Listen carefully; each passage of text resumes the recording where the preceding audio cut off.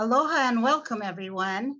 It's my pleasure to welcome you to Hawaii Island Economic Development Board's fifth in a series of webinars on Native Hawaiian perspectives.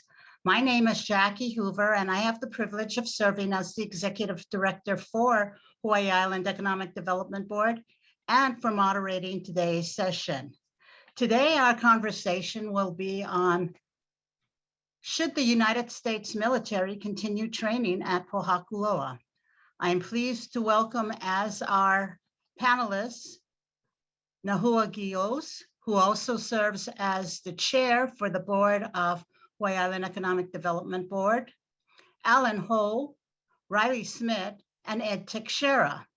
We've provided all of you with the biographical sketches for each of our panelists. So to save time and to start promptly, and also as a reminder, we do have a hard stop at 1:00 p.m. in order to protect and honor, be respectful of your time. If all panelists could turn your cameras on now, we'll get started. Thank you. First of all, mahalo for joining this panel and for your willingness to share your perspectives in our webinar today. It's my honor to facilitate your talk story. And as we've discussed, I've got a list of prompts that I would like to use to help you get started. And if we could get started with our conversation, Alan Ho, if you wouldn't mind, before we get into the meat of the program, or excuse me, Ed Teixeira, I meant to say Ed Teixeira. Before we get into the meat of the program, can you give us a little bit of the history of Pōhakuloa training area? My understanding is that in 1964, the state of Hawaii leased 23,000 acres in the saddle between Mauna Loa and Mauna Kea to the Army as a training area for a term of 65 years. But my understanding too is that Pōhakuloa was used as a training area for many years prior to that. And that is how the Saddle Road initially got built. So if we could ask your mana'o, Ed.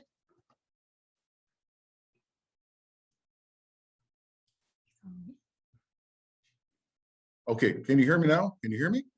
Yeah. Yeah, sorry for the glitch, and good afternoon, everyone. It's just an honor to be here on the panel to talk about the importance of the Pōhakuloa training area. First of all, I live here in Waimea, and I'm very, very familiar with the installation as well as the area that surrounds it. But when you look at the history, we've got a rich history of PTA.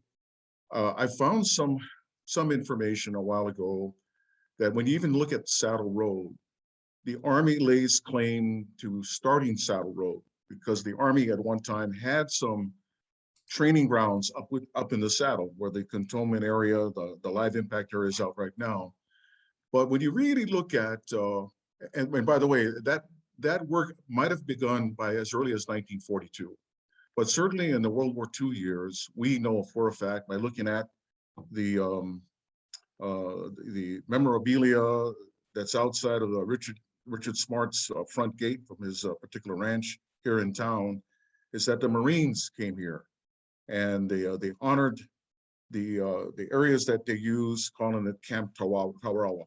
And you know, talking to some of the old timers in Pōhakuloa that were kids at the time, you know, and one particular family told me that many of the moms, grandmas in the area earned extra money by laundering for the Marines that were camped out in the plains that now, if you can envision the Waimea area, it's where the airport and the rodeo rink is at, and then the areas to the Makai, the area we call Lalamilo.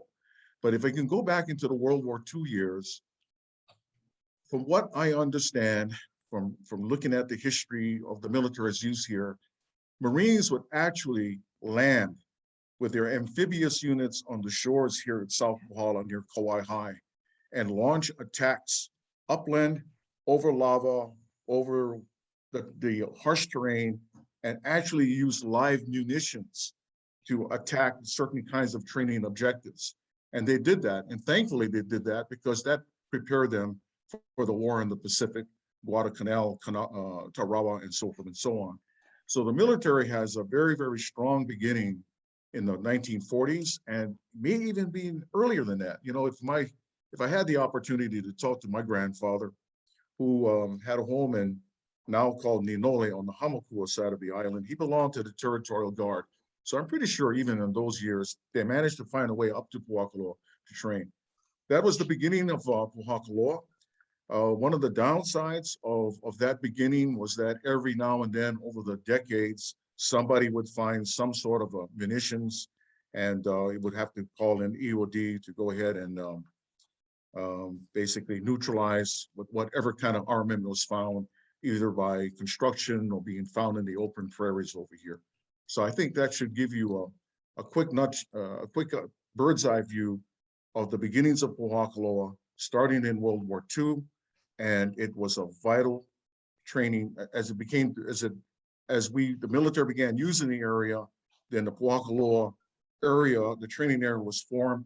You know, when I was commanding the garrison from 1986 to 1989, I was very, very wary about the leases that we had with the state of Hawaii, and also with the federal executive orders that gave the military the use of the live fire area. And I believe those documents, the one document for the presidential executive officer order for the use of the live fire area that sits in the middle of the saddle was dated, I think, maybe 1955. So anyway, I've thrown out some things for your audience to listen to in terms of, I think, how it started and then how it's progressed today to have again, in my view, an excellent training installation on the saddle between Mauna Kea and Mauna Loa. Great, thank you. Alan, I believe it was you, or perhaps it was Ed, who talked about even pre-World War II training at PTA, and I'm wondering if that's something that anyone wants to comment on today. You know, I believe historically in ancient times, that was a formidable training ground, if not for actual combat, but for physical preparation for our Native Hawaiian warriors as they served their various elite on the Big Island. And there's very good historical evidence to support that, given the fact that a lot of Native Hawaiian warrior organizations had to traverse that area basically to get to and from their objectives. Mahalo. So what's the primary mission of the U.S. military in Hawaii?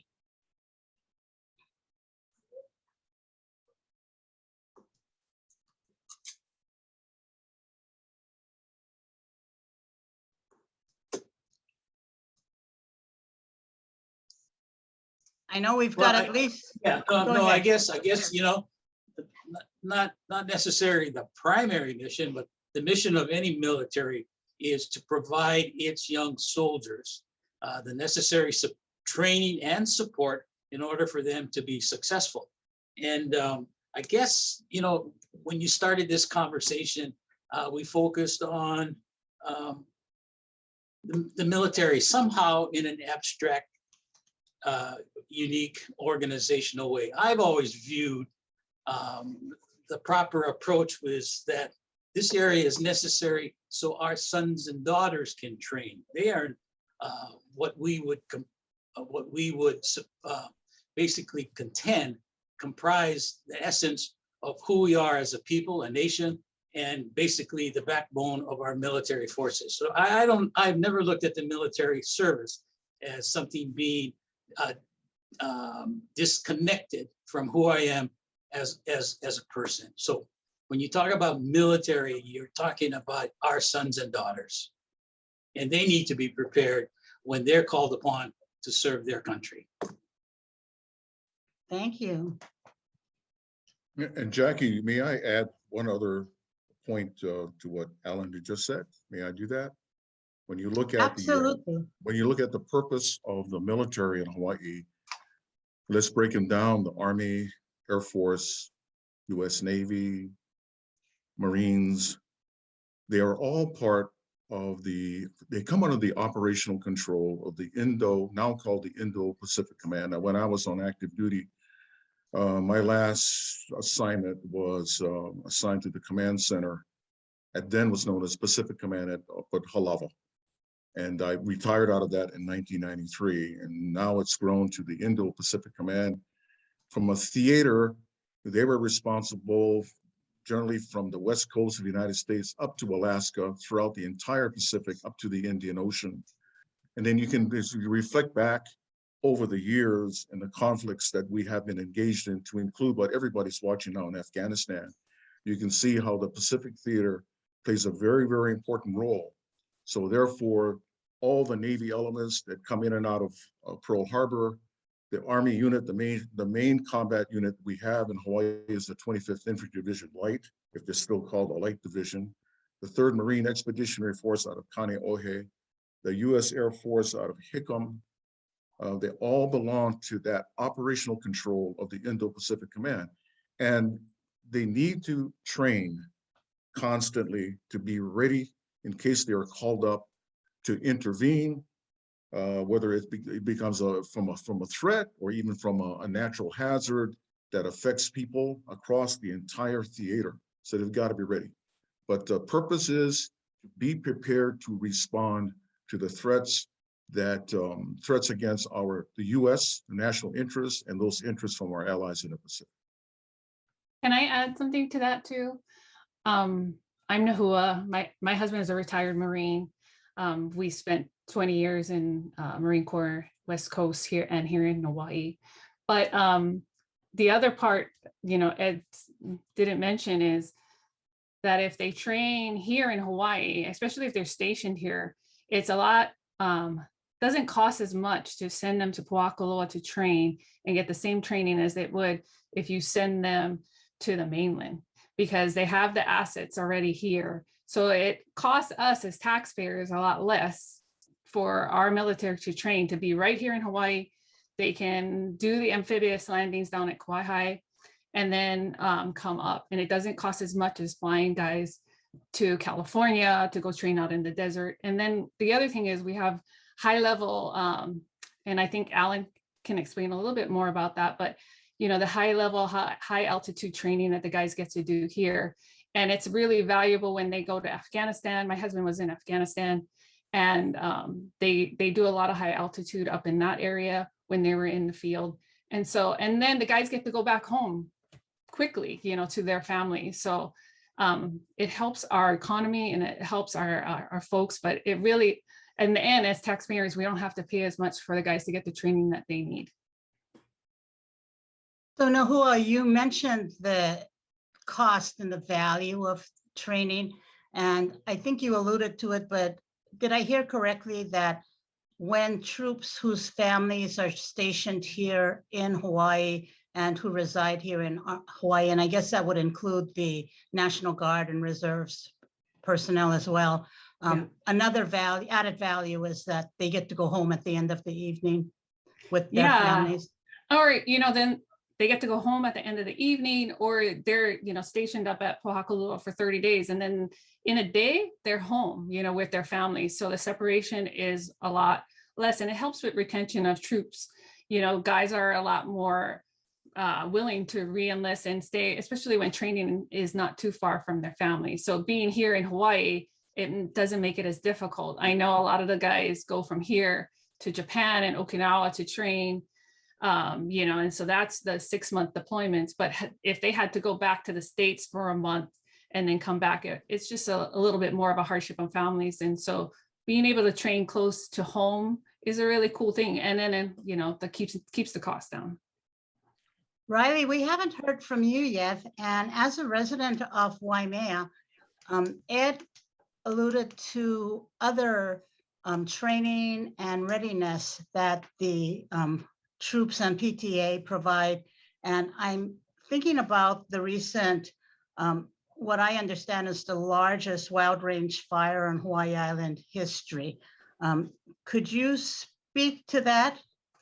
And anything else you'd like to speak to? Sure, thanks, Jacqui. Hello, everyone. I'm Riley Smith. I am a native Hawaiian. I'm originally from Oahu. I've resided on Hawaii Island for the last 30 years. I've worked at a number of different places on this island. I worked for the county at Public Works. I worked for Parker Ranch. I work for Waimana Enterprises, and I currently work for Laniha Properties for the Greenwell family in North Kona. Over the time that I've resided on Hawaii Island, I've interacted with most of the commanders at Pōhakuloa training area. Got to know especially well Tabi Shwedo, J.R. Borsi, J.R. And in fact, I used to live down the street from Ed Teixeira. J.R. lived a couple of houses down from that. J.R. got really involved in the community, sent his kids to school in Waimea. I think his daughter graduated, his son is still there. So the military, from my background, I'm going to give you a little bit different perspective. I'm not a veteran. I was not in the armed services, but I see the many benefits and contributions that having a military presence on our island does for our community, okay? So, the base employs 230 people. Their annual payroll budget is $10 million. They have 40 people out of that 230 on their staff that deal with environmental stewardship of the lands. They have 12 cultural resource people that take care of the archaeological sites. If any iwi kupuna have been found on the property, they show the proper respect and treatment, allow access to the lineal descendants. In the recent fire that Jacqui mentioned, burned 40,000 acres.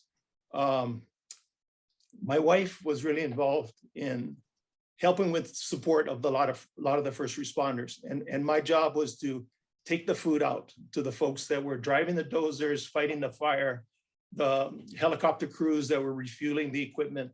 So, everybody in the Waimea community, whether it was KTA, Foodland, Ipi's restaurant, Umeke's in Kona, everybody brought food, donations.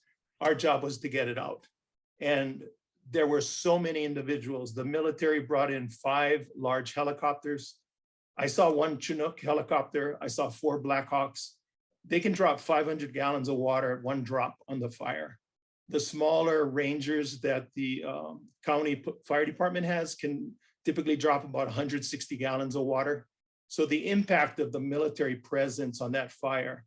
Bill Bergen, battalion chief, resides at Waikiki. If he didn't have that military support, that fire would have surrounded Pōhakuloa village, and it would have been a lot worse than it actually was. So, I kind of look at the presence of the military, their recycling diversion program, their community service when their folks are in town, the construction budget that they do in our community, as well as Camp Taro and some of the things that have occurred in the past as ongoing contributions. I think a lot of us are aware of the unexploded ordnance present. Ed talked about that earlier. Environet has had a big presence in Waimea for years. They hire local people to go and take care of the lands that some military ordnance has been left back. So the military does not abandon properties that they've impacted. They come in there, they're good stewards, and they continue to contribute back to the community. So anyway, there are a lot of different reasons that I support the military presence at Pōhakuloa. Thank you. Excuse me. Does anyone else have any comments on that? If not, Riley alluded to ecological and cultural impacts, and I'm wondering if anyone can speak to that about ecological, cultural impacts of military training at Pōhakuloa. Well, Jacqui, let me add a comment, and I'm so glad that Riley was able to articulate so well where we are today in the number of workers that are up at Pōhakuloa. When I was there, we had about 55 troops, in other words, in uniform, as well as civilian staff. We were also talking about contracting out the facility. And so much has happened. So I really appreciate what Riley has shared with us. I think the Army at Pōhakuloa still engages in memorandums of understanding and cooperation with the county, the state, and even with the federal department when it comes to firefighting.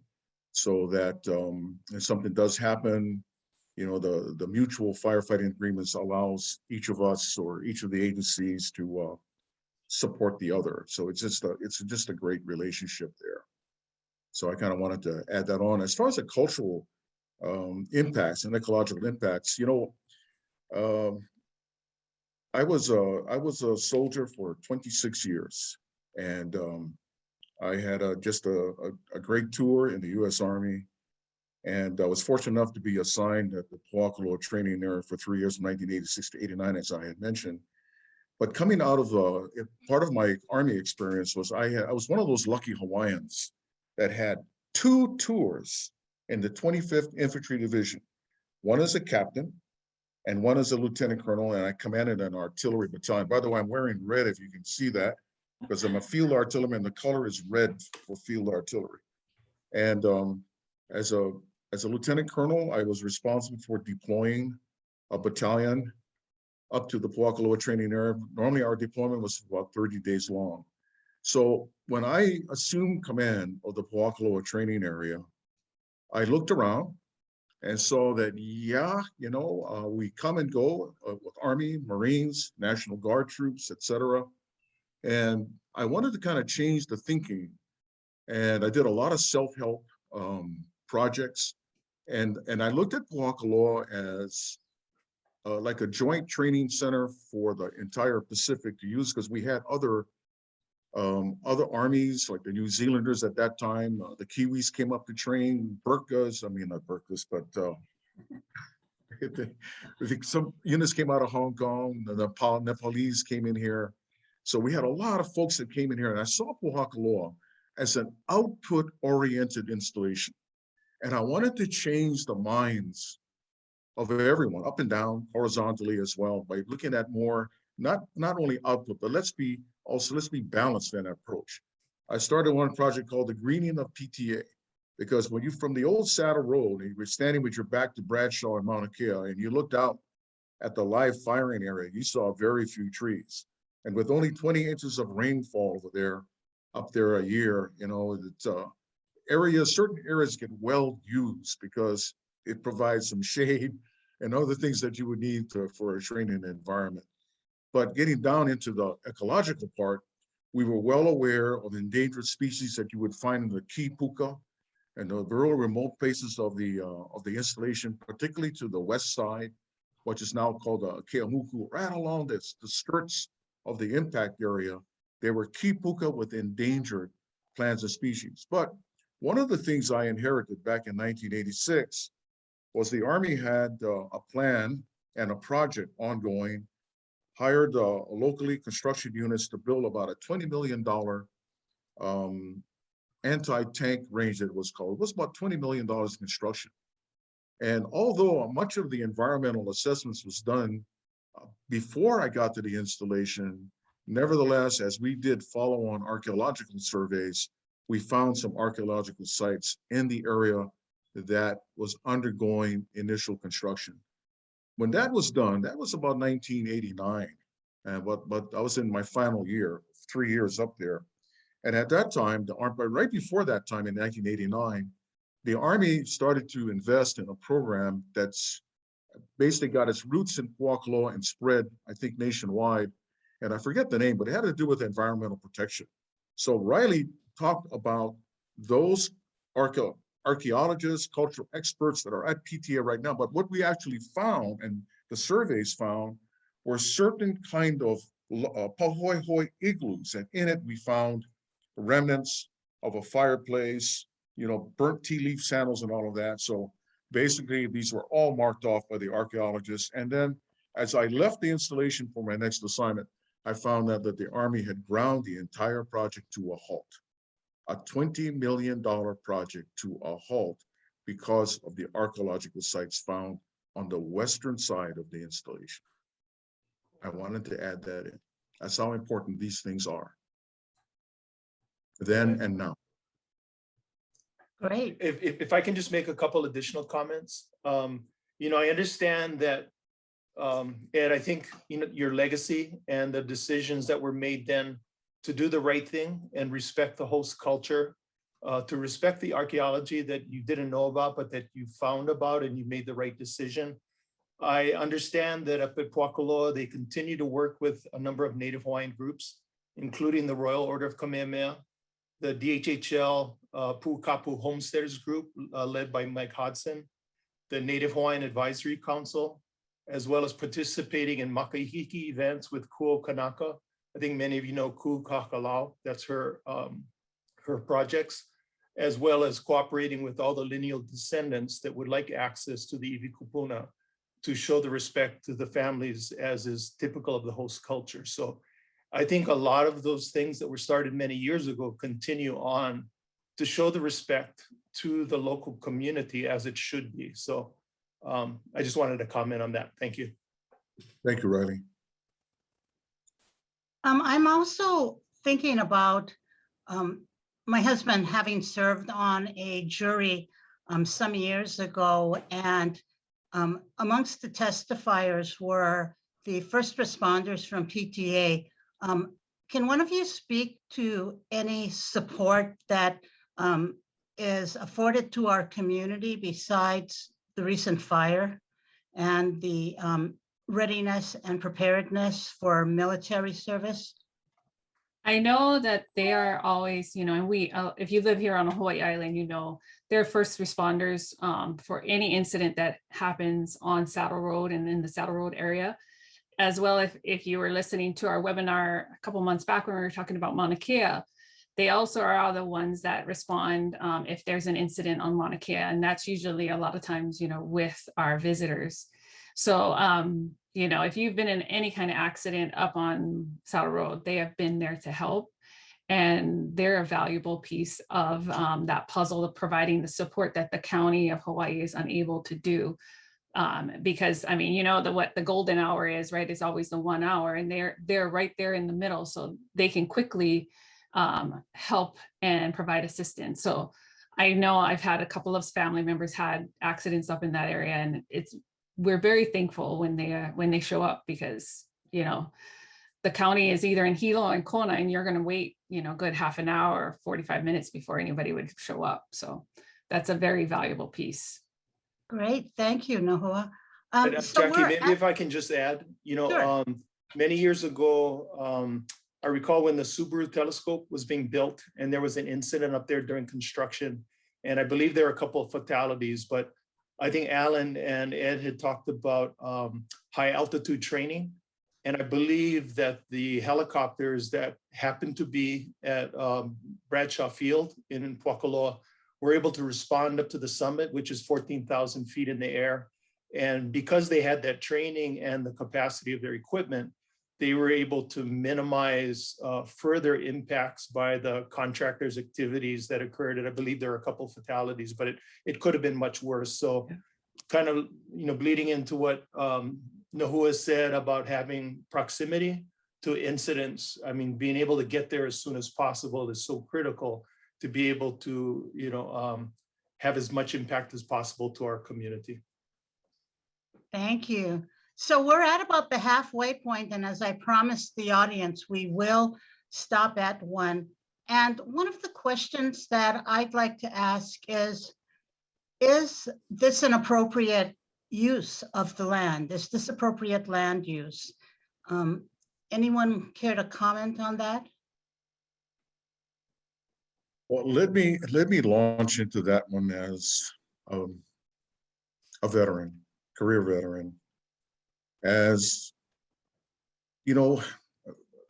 as a Hawaiian, and looking at our Kaho'olawe experience, I think from a native point of view, I think nobody wants to see our aina abused and all of that.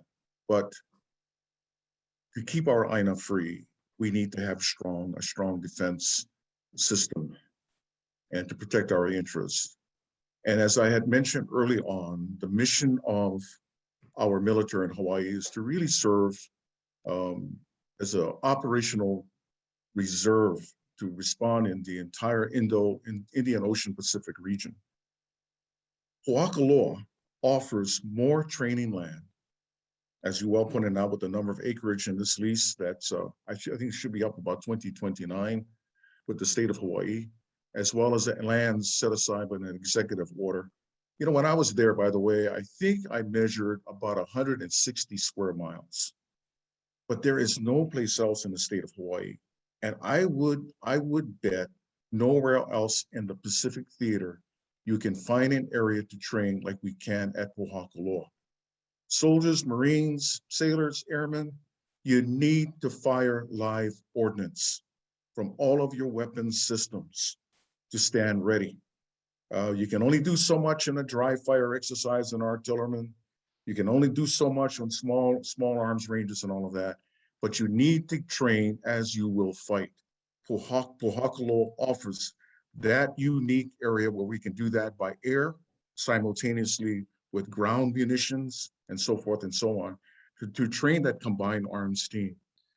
Like I said, I was stationed at Schofield Barracks in the 25th Infantry Division for two tours.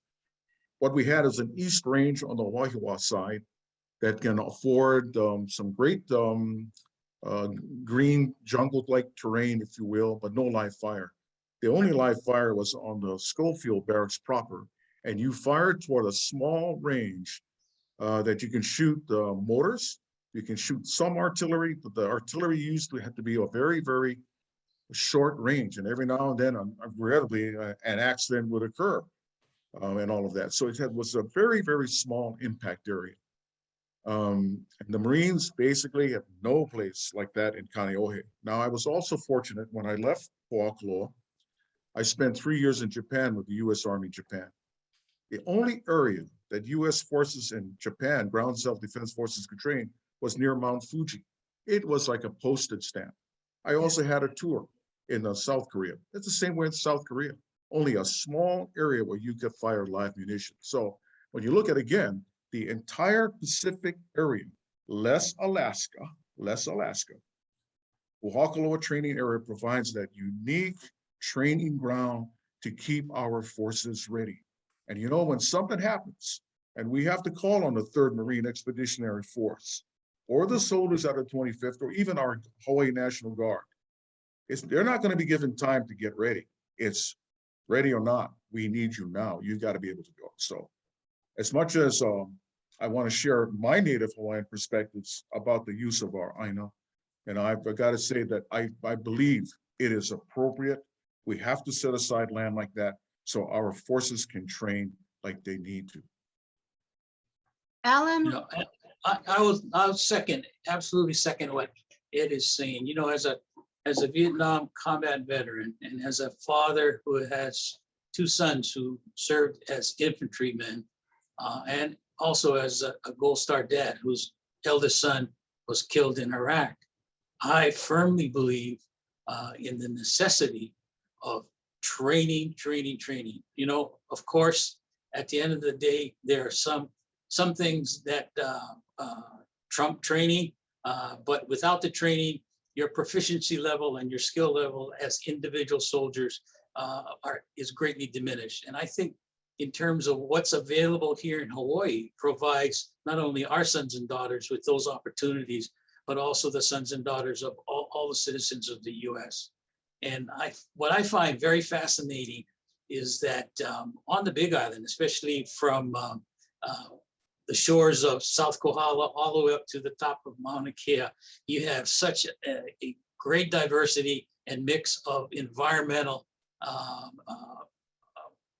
experiences, so that it will provide them the opportunity for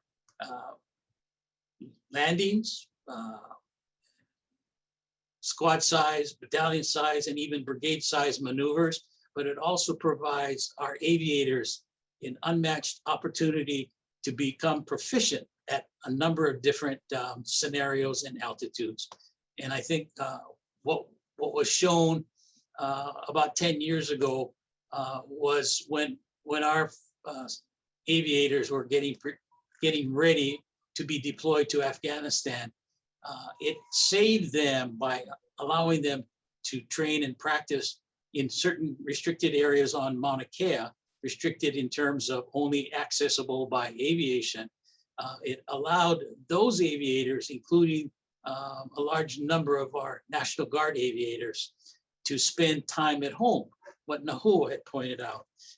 Had they not had that opportunity, not only would they have been away from their families for a year deployment, but they would have probably had to spend of the year plus 90 days to travel to Colorado to get that same type of aviation training that they were able to get at Mauna Kea.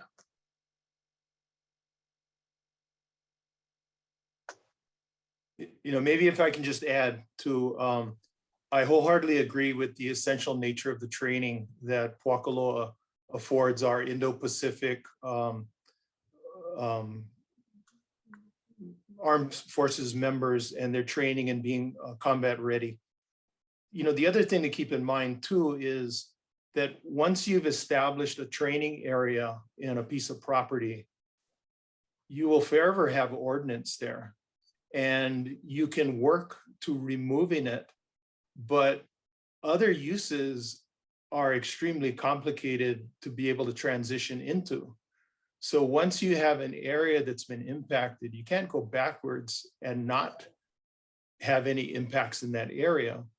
And as we've seen with the Waikoloa maneuver area on the unexploded ordnance commitment by the US Army, they take care of and adhere to all the federal regulations as far as, you know, cultural resources, environmental issues. You know, Nahua and I used to work at Parker Ranch together, and we were both there when the Keamuku area was purchased by the United States Army for additional training area. During their communications and interaction with the community, the Keamuku area surrounds Waikiki Ranch. And so there was a big concern by the residents of Waikiki that, are you going to do live fire training in our, you know, outside of our boundary fence? And so the military made a commitment, just like they did when Ed was there in the 80s, to not do certain things to create fire break buffers so that should fires occur, it doesn't impact the ranch. They allow hunting of ungulates, both sheep and goats in the area. So I don't think there's another organization in this country that collaborates and works with the local community and tries to balance those needs of the local community with the needs of our nation to make sure that our country is ready to defend ourselves and our allies. So I think there has to be balance, and I think the Army does as best as anyone I can think of to achieve that balance and give back to the community. Thank you.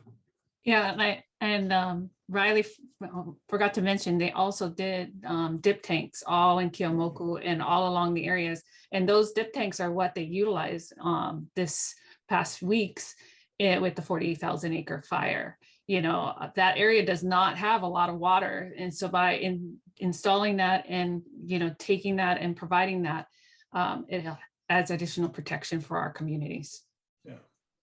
Yeah, to just elaborate on what Nahua said, you know, those dip tanks, there isn't a faucet that fills it. Yeah. You drive a tanker truck and you fill it. And if the tank holds 20,000 gallons and your truck can hold 5,000 or 6,000, that's 3 or 4 trips. You have evaporation, you need to replenish that. During that fire, the firefighting effort was 7 days. They needed to, you know, the military needed to continue to refill those tanks so that the choppers could assist in that firefighting effort. So absolutely, Nahua. Yeah.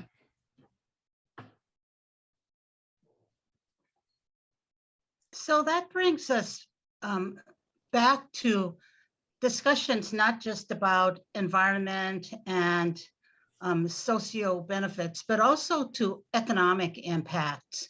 And Ed or Alan, perhaps one of you can answer a question about, with that firefighting and other support, besides the training benefit and value, is there a cost involved, and who undertakes those costs? Ed, you alluded to a contractual agreement, I guess, with the county. So I think that's what prompted me to ask this question.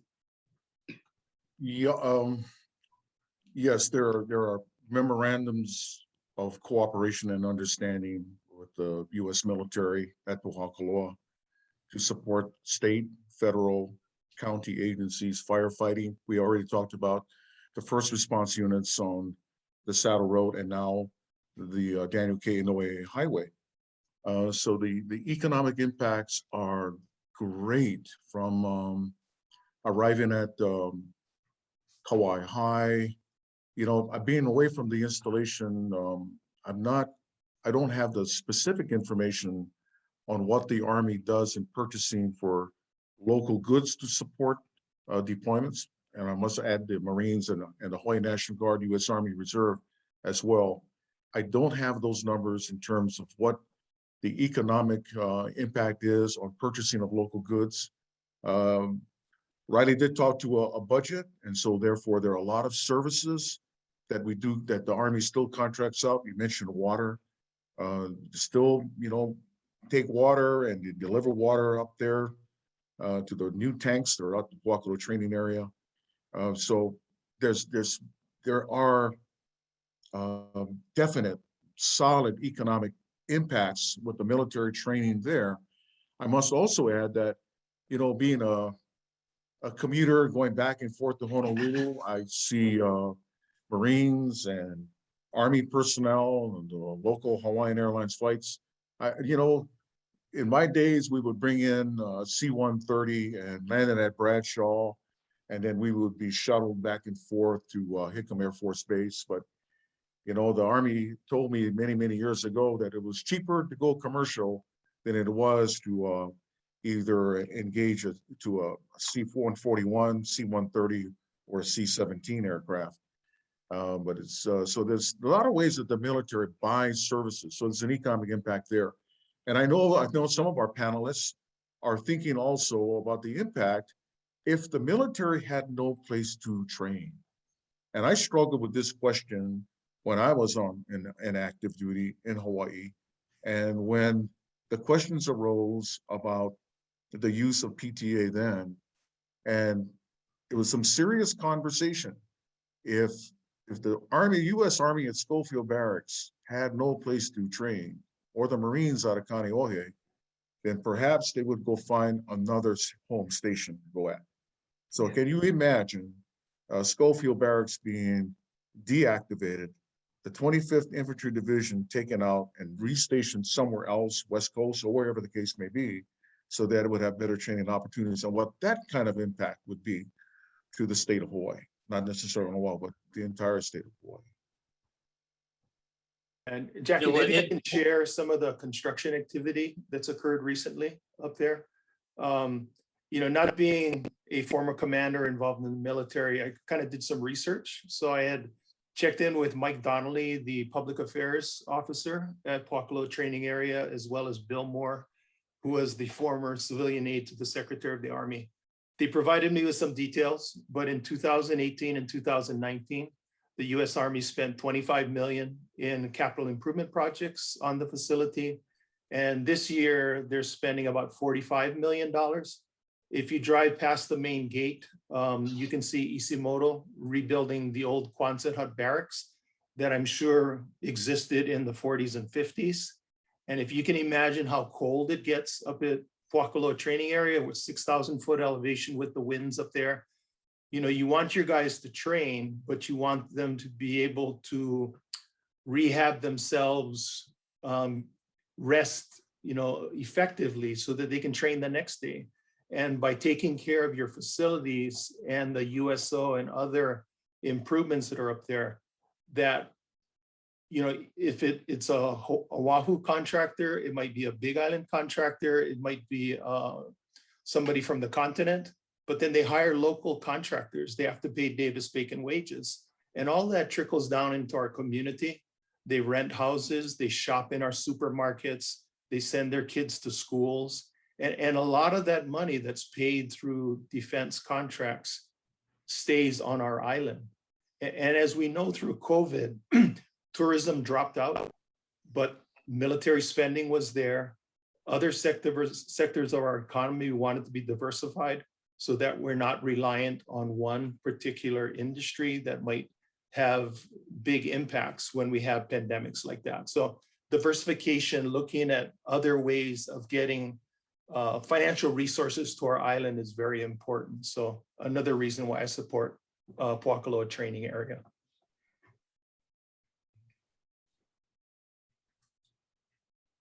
And Jacqui, may I just add one more thing of what, again, Riley just really shared a lot of information on that. And thank you, Riley, for that information.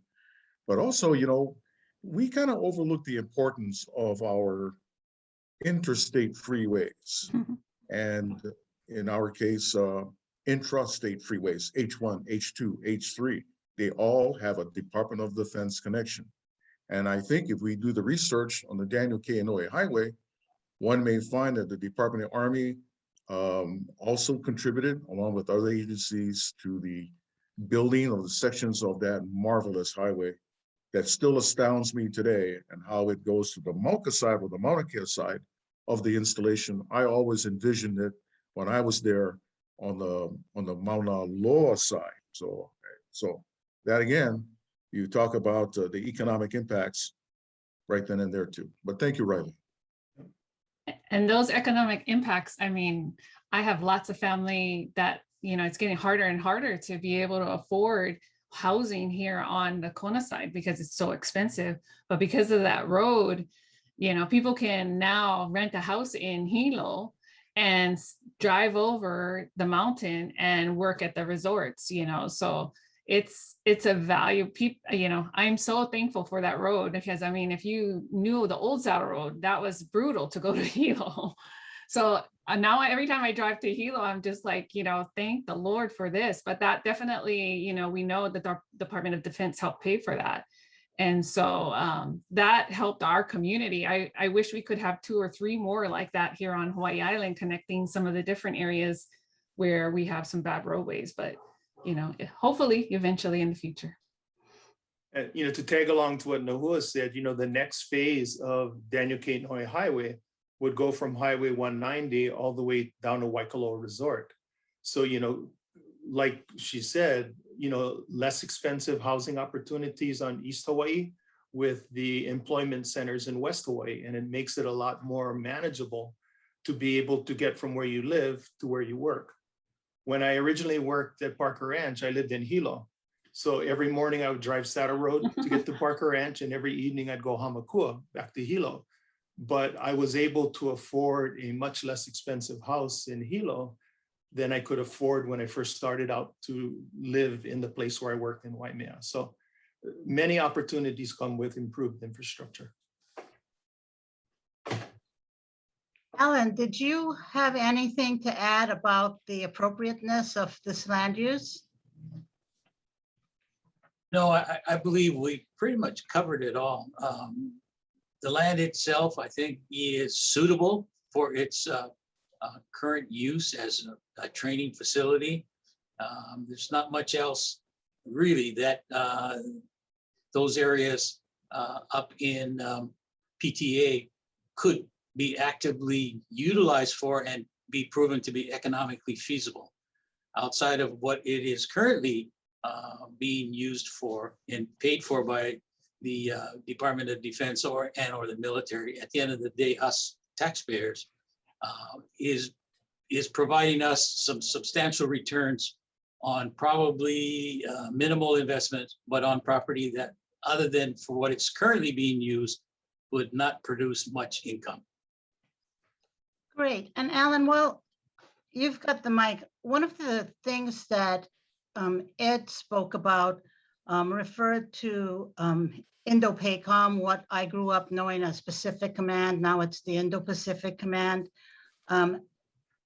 With the growing perceived threat of China and North Korea and the resources being relocated to the Asia-Pacific region, what does this speak to with respect to military training in the Pacific and specifically at Pōhakuloa?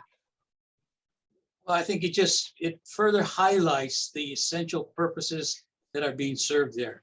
Because if you look at what we now perceive to be our most current active threats, there really is no other place that would provide our military people similar environments, similar terrain for which they could prepare themselves to be ready to respond to any kind of issue or incidents either in China or North Korea, for instance. We're talking about regions, areas of high altitudes, high level plains, and dry, barren landscapes. And it does provide our military forces with sufficient areas in which they can become proficient.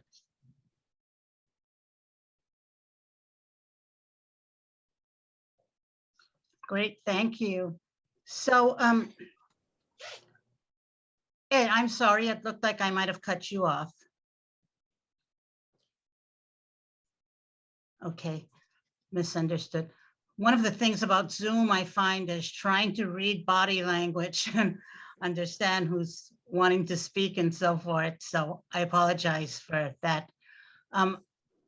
Ed, you did mention Kaho'olawe, and that brings to mind, Alan just spoke about the interest of training at Pōhakuloa and the impact on national security, that it's important to national security. But Ed, you mentioned Kaho'olawe, and that brings to mind the question of how can the US military and particularly Pōhakuloa training area improve? Are there areas for improvement? And what are your perspectives on that?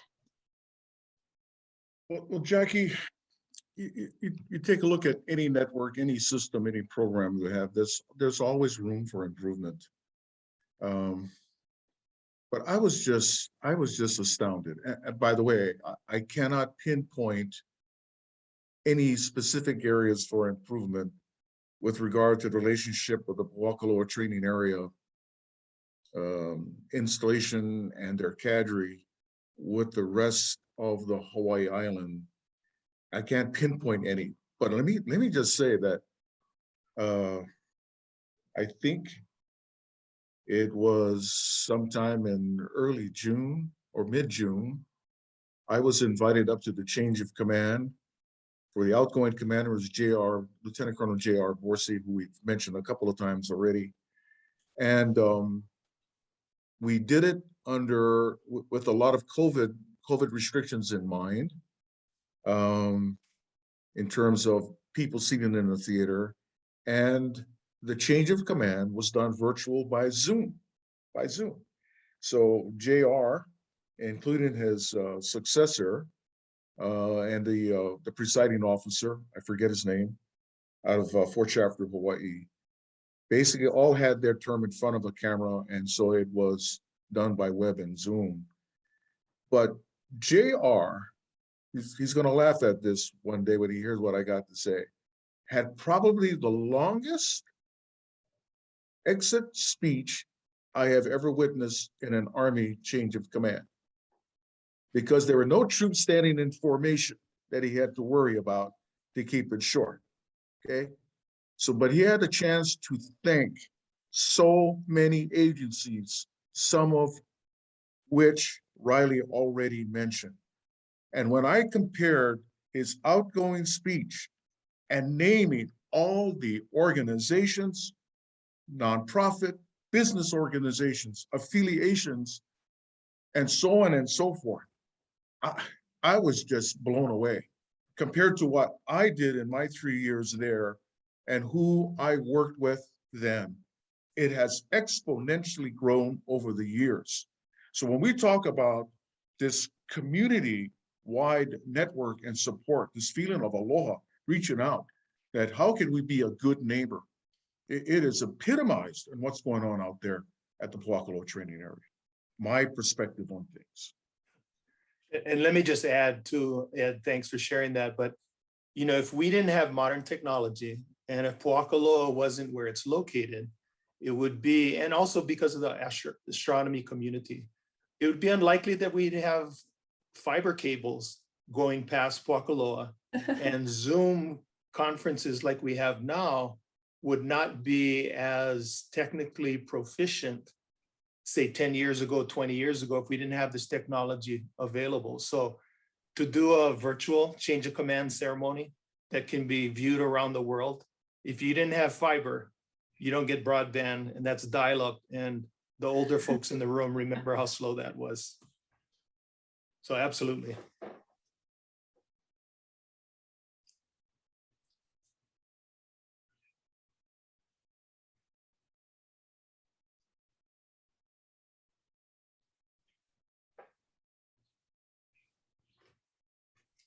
Jacqui, you're on mute. Thank you. What's the downside if the state chooses not to renew the PTA lease? We've certainly got concerns coming from the community about with people being opposed to extending the lease and so forth. And I'm wondering if you have any comments on the downsides. Well, let me start off first. The downside is that it will pose a significant risk to the use of the largest live fire range area we have in the Pacific Theater. It'll pose a risk to that. Now, could the 20 some odd thousand acres that under this particular lease include the live fire area? I don't think so. I don't think so. From my recollection and my recent review of things, I think it has to do with most of the areas to the east, the cantonment area proper, down to Bradshaw, and maybe some of the training areas that's near or running in the parallel to the old Saddle Road. It should not include the live fire training area. But if you take away, if that lease should go away one day, then it's going to leave the military into a quandary. Is how do you use a range when you don't have a place for the command and control, coordination, the installation support? And so therefore it goes back to the other point I brought up. You take away a resource, an important resource like that, it has to do with the protection of our security, national security interests, theater-wide and perhaps globally. It's going to make it a new ballgame. I want to add one more point, please, as a native Hawaiian. You know, being at the Pōhakuloa training there from, again, in my years, 86 to 89, becoming familiar with the leases and other covenants that we had to operate the installation, I noticed, and you can look at the lease right now, and it says that for that period of time from 1964 to 2029, the state of Hawaii leases these areas to the Department of the Army for $1. $1. Not that mean one kala per year, $1. So as a native Hawaiian, I would say that, you know, we spend a lot of money on defense. And without going through the litany of giving you examples that you can provide easily, a lot of expensive things we spend on, a lot of things. So when you look at the state of Hawaii, and I do believe that the Department of Hawaiian Homelands is a big player in this particular lease. Now, as a native Hawaiian, me and my family have been waiting for some ag land, some plots since 1987 in the Waimea area. My mother passed away. Two of my oldest sisters passed away. We're part of the native Hawaiians waiting for an opportunity to take advantage of lands available to native Hawaiians. So I'm saying, why for $1? Why for $1? If we're going to go forward, I think the U.S. Army and the state of Hawaii should entertain a serious discussion on something that's equitable and appropriate for the use of that land. But above all, to renew that lease for another umpty years. My take on things, my perspective. Thank you. Thank you, Ed. We've got a minute to go, so I'd like to give each panelist an opportunity to share a few remarks and closing perspectives. And Alan, let's start with you. All right, I think that the impact would be economically devastating. Ed mentioned what happened when the 25th Division was on deployment. You know, Waiawa is a very bustling town full of business and business opportunities. But when a brigade is deployed overseas, it becomes a ghost town. And that's exactly the kind of thing that we have an opportunity to defer or avoid. Nahua? I think, you know, they provide great economic opportunities for our community, but I agree with Ed. I don't think we should renew the lease for $1. I think that as a Native Hawaiian, I agree. My family is still on the wait list as well for Hawaiian homes. And that it would be great to get a little bit of rent and lease. I mean, that's what we do in today's capital markets, you know, and put that money into doing the Department of Hawaiian Home improvements so that we can get more people on the land and provide affordable housing for our people. But to do $1, I think that's a disservice to our Native Hawaiian people. And we definitely need to negotiate a better lease rent, from my opinion. Riley, you're going to be the cleanup batter. Okay, 30 you know, seconds. just to tag along, you know, I think a lease is important, but I think a market lease to address current impacts and the ability of the federal government to provide infrastructure that could benefit other lands in the vicinity of Pōhakuloa is one way to give back to the community for the impacts to the land and to make everybody whole again. You know, there's needs that Pōhakuloa has that the Department of Hawaiian Homeland's properties towards Humu'ula could benefit from. So I think there's a way for shared sacrifice and shared benefit for our entire island community that would make everybody a little bit more comfortable that the lease could be renewed. So hope that helps. Thank you. Thank you, all of you, for sharing your mana'o with us and your perspectives. I'd like to thank the audience for joining us. And I'd like to also remind you all that this webinar is recorded and will be posted on YouTube in a day or two. I would also like to remind you that we'll be back next month with another Native Hawaiian Perspective session. Thank you all so much for joining us. Aloha, be well. Aloha. Aloha.